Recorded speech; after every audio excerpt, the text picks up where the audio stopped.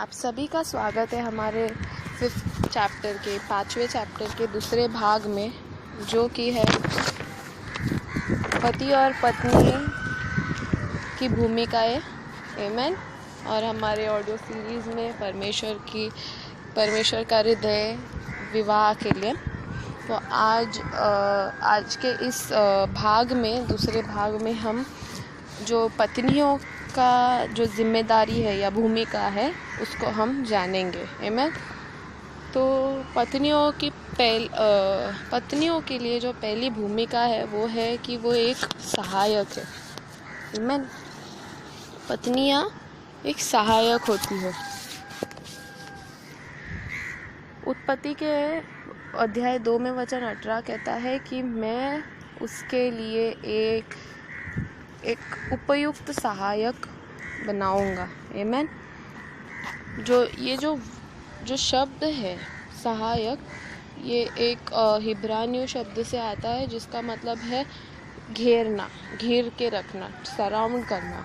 एक बीवी होती है या पत्नी होती है, वो एक सहायक होती है और वो परमेश्वर की हर एक भूमिकाओं को, ईश्वरीय गुणों से वो अपनी पत्नी के लिए रचाई गई है। एक भूमिका जो सहायक की जो भूमिका है उसकी कुछ जिम्मेदारियां होती है। तो पहली जिम्मेदारी है कि वो अधीन रहे। आमेन। अधीन ये एक ग्रीक शब्द से उत्पन्न होता है। उसका ग्रीक शब्द है उपोतासो। उसका मतलब है कि संगठित रहना, अपने आप को संगठित करना परमेश्वर के या फिर अपने पति के हेडशिप के अंडर। आमेन। पति के नेतृत्व के अंदर। आमेन। और जो अधीन रहना ये होता है कि हम स्वीकार करें कि पति जो होता है हमारे जीवन में परमेश्वर की ओर से होता है। आमेन। अधीन रहना, परमेश्वर के अधीन रहना, इसका मतलब ये होता है कि हम सिर्फ परमेश्वर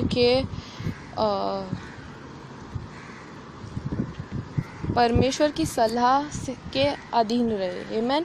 और हमें कभी भी उस चीज़ों का सहयोग नहीं करना चाहिए जहाँ पर अनुचित सलाह रहे। जैसे कि उदाहरण के लिए हम प्रेरितों के अध्याय 5 में अगर हम पढ़ेंगे, अननियास और सफायरा के उस चैप्टर में, वहाँ पर लिखा गया है। आमेन। तो हमारा जो दूसरा जो जिम्मेदारी है वो है आदर करना और सम्मान करना। आमेन। पत्नियों को परमेश्वर का वचन कहता है पवित्र शास्त्र में, इफिसियों के 5वें वचन 33 में और नीति वचन 31 में, यानी कि 31वें वचन 26 में ये कहा गया है कि अपने पति को, हमारे पति को हमें हमारे शब्दों से, हमारे कार्यों से हमें उनका आदर करना ज़रूरी है। आमेन। हर एक जो चीज़ हम करते हैं उसमें हमारे पति का आदर होना बहुत ज़रूरी है। और आदर और सम्मान होता है, ये परमेश्वर का हमारे ऊपर अधिकार है, इसके लिए हमें करना ज़रूरी है। आमेन। ये पहले पत्रस 3 में वचन 1 से 2 में आप पढ़ेंगे तो आप समझोगे। आमेन। हमें बेवजह एक दूसरे में या फिर हमारे पति में उसके दोषों को ढूंढना नहीं है। हमें उनको आलोचना नहीं करनी है, उनके हिम्मत को हमें तोड़ना नहीं है। आमेन। प्रेम होता है जो पति का प्रेम उसके पत्नी के लिए, और आदर और सम्मान एक पत्नी का उसके पति के लिए होना बहुत ज़रूरी है। ये दो जो चीज़ें होती है वो आपस में बढ़ती है, वो हाथ में हाथ ऐसे जैसे थामे एक साथ चलती है। आमीन। जब भी क्रिस्त हमारा सिर होता है। इफिसियों के 5वें वचन 33 ये कहता है।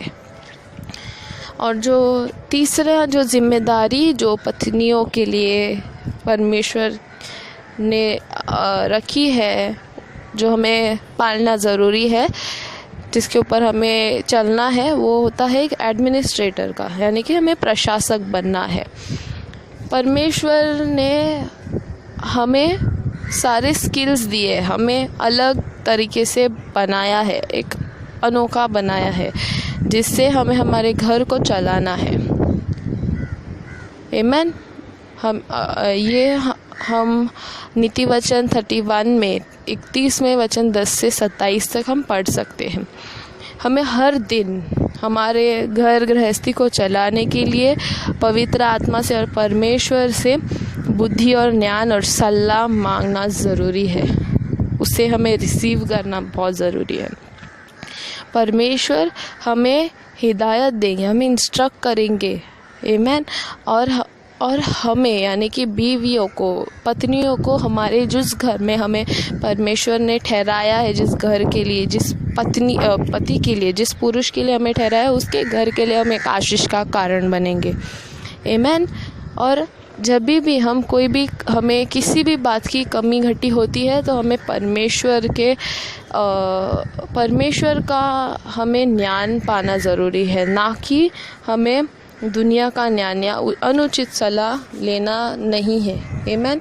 और जो आखिरी पॉइंट है, आखिरी जो जिम्मेदारी है, वो है एक प्रेमी की। हमारी जो प्रेम का जो मिनिस्ट्री होता है, वो हमारे घर से शुरुआत होती है। पतियों को प्रेम करो, उसकी सेवा करो। आमीन। और हर एक सेवा आप जो करते हो वो प्रेम से करो। आमीन। उनके हर एक ज़रूरतें को हमें सहानुभूति रखनी चाहिए, हमें सेंसिटिव रहना ज़रूरी है। आमीन। तो इससे तो मैं अभी ये हमारा चैप्टर 5वां हमारा यहाँ पर ख़त्म होता है, पर ख़त्म करने से पहले मैं आपको कुछ पॉइंट्स आपके लिए सोचने के लिए और उसके ऊपर मनन के लिए छोड़ना चाहती हूँ। तो पहला पॉइंट ये है कि जो अधीनता दोनों के लिए है, पति और पत्नी के लिए अधीनता आपस में समान है। आमीन। इफिसियों का 5वें वचन 21 यही कहता है। दूसरी बात कि हमारे शब्दों में बहुत सामर्थ्य है। आमीन। उससे हम हमारे पति या पत्नी को बांध भी सकते हैं और तोड़ भी सकते हैं। तो ये हम दोनों पति और पत्नी के लिए लागू होते हैं। याकूब जेम्स के किताब 1 में वचन 26 यही कहता है। तीसरा पॉइंट ये है कि मृत्यु और जीवन का सामर्थ्य हमारे ज़बान में है। ये प्रेरितों के अध्याय 18 में वचन 21 में भी लिखा गया है। चौथा पॉइंट ये है कि बहुत आसान है कि हम नाटक कर सके कि हम एक प्रोटेक्टर है, हम रक्षक है, हम पुरौठा करने वाले हैं, हम सहायक बन सकते हैं, पर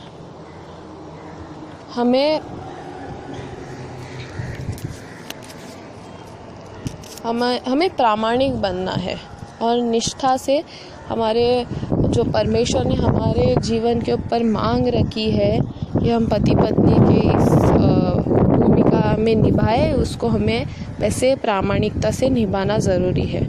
और दोनों पति पत्नी को पाप के ऊपर अधिकार लेना बहुत ज़रूरी है, उसको हमें इग्नोर नहीं करना है।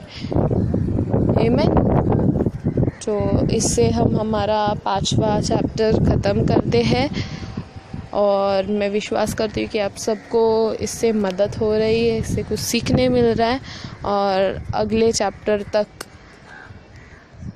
God bless you.